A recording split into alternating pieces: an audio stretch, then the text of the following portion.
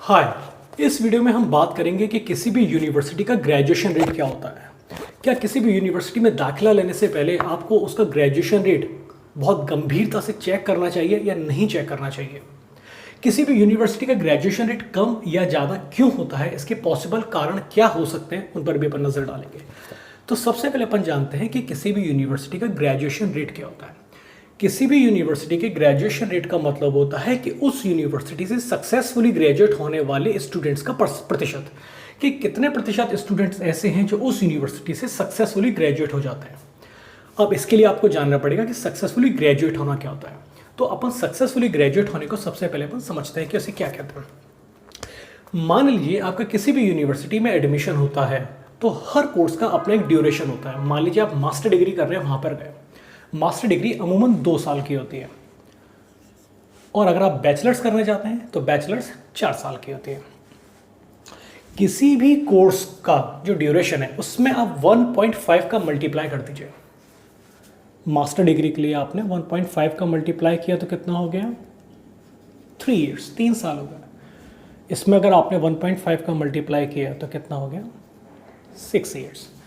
तो सीधी सी बात यह है कि अगर आप अपनी मास्टर डिग्री जो कि 2 साल की है 3 साल में भी कंप्लीट नहीं कर पा रहे हैं तो इसका मतलब है आप उस यूनिवर्सिटी से सक्सेसफुली ग्रेजुएट नहीं हुए। उसी तरीके से अगर आप अपना बैचलर्स जो कि 4 साल की है 6 साल में भी कंप्लीट नहीं कर पा रहे हैं तो यानी उस यूनिवर्सिटी आप सक्सेसफुली ग्रेजुएट नहीं हुए। अब अपन किसी यूनिवर्सिटी के परसेंटेज से अपन एग्जाम्पल लेके समझते हैं। मान लीजिए कोई यूनिवर्सिटी है जिसका जो ग्रेजुएशन रेट है वो 80% है, ठीक है। तो इसका मतलब ये है कि उस यूनिवर्सिटीज में 80% स्टूडेंट्स ऐसे हैं जो अपनी मास्टर डिग्री अधिकतम 3 साल में कंप्लीट करके निकल जाते हैं, और जो अपनी बैचलर्स अधिकतम 6 साल में कंप्लीट करके निकल रहे हैं।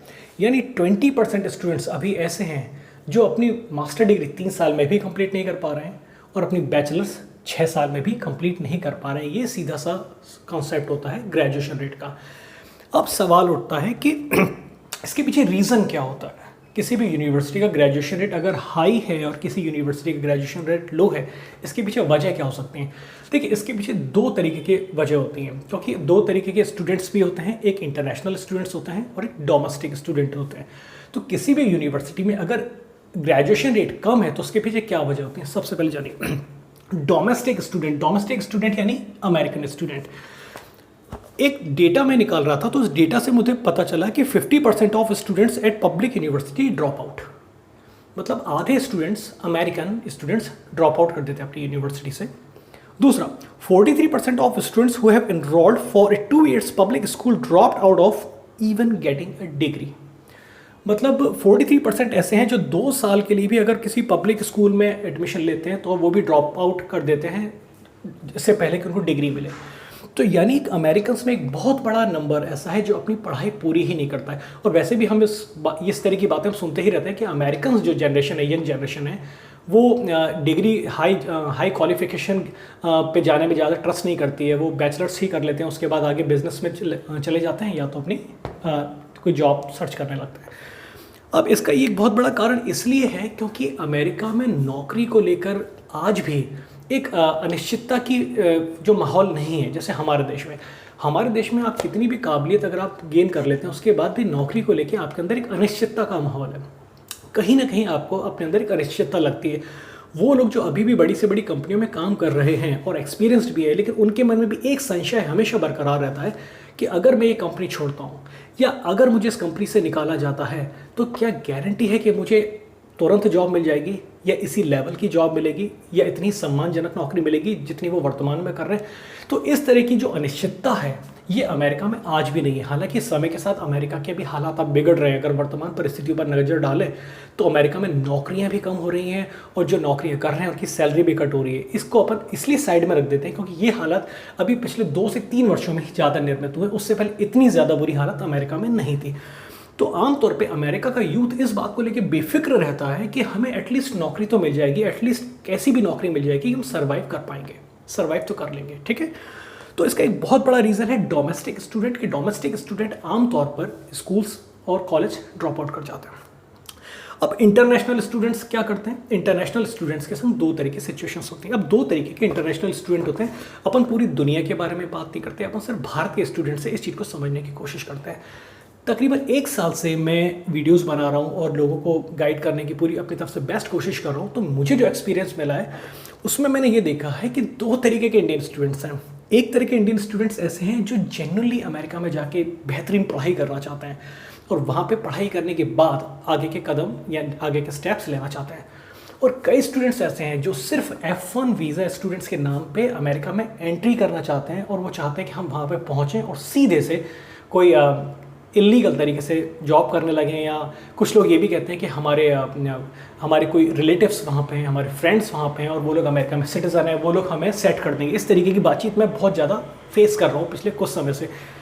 तो ये जो स्टूडेंट्स होते हैं अमेरिका में पहुँचे, एडमिशन लिया यूनिवर्सिटी में और सीधे से बाद में जाके अमेरिकी यूनिवर्सिटी से अपना एडमिशन कैंसिल कराया और या तो पार्ट टाइम जॉब कर रहे हैं या उनके जो रिलेटिव्स हैं उन्हें कहीं सेट करवा देते हैं।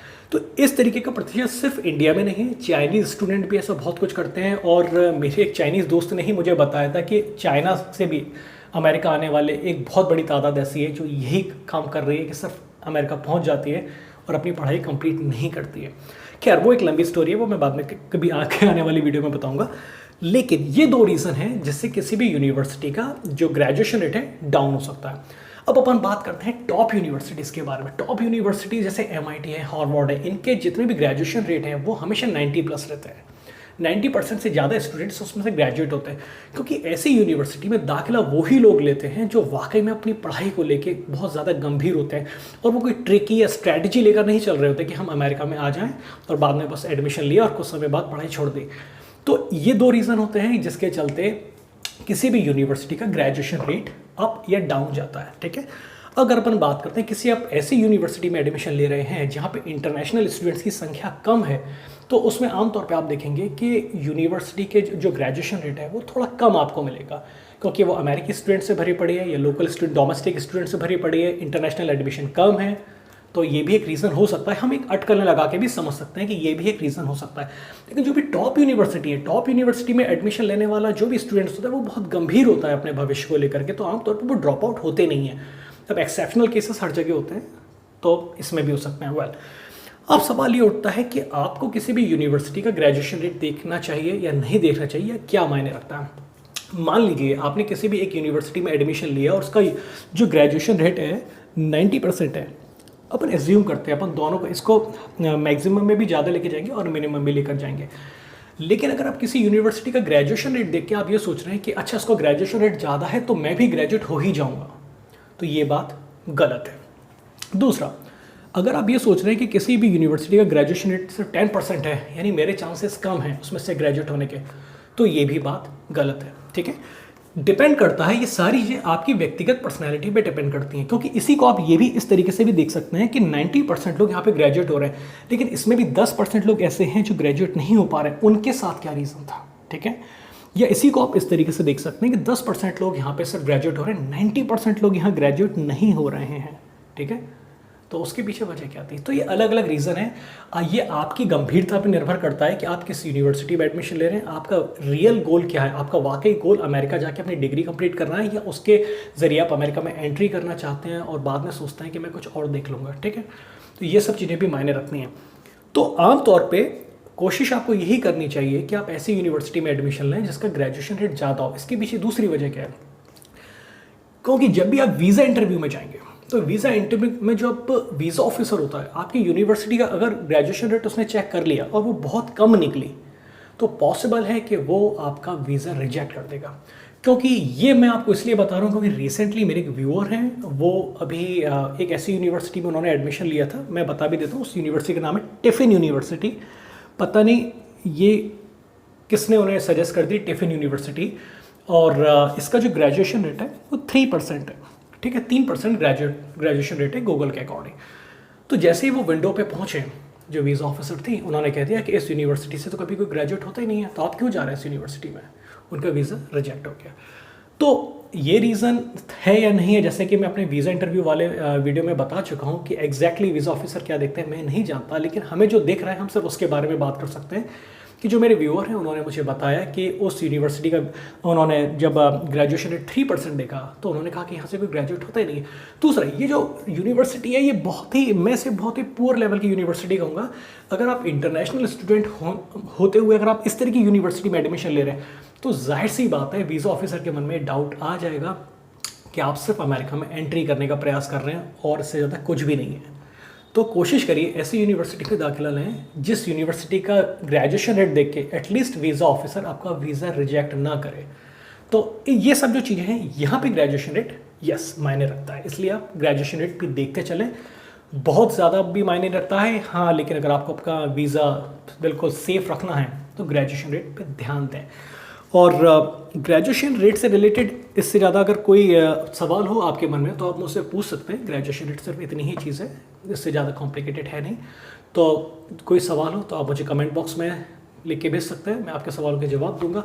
फिलहाल के लिए यही वीडियो काफ़ी था, तो चलिए मिलते हैं नेक्स्ट वीडियो में।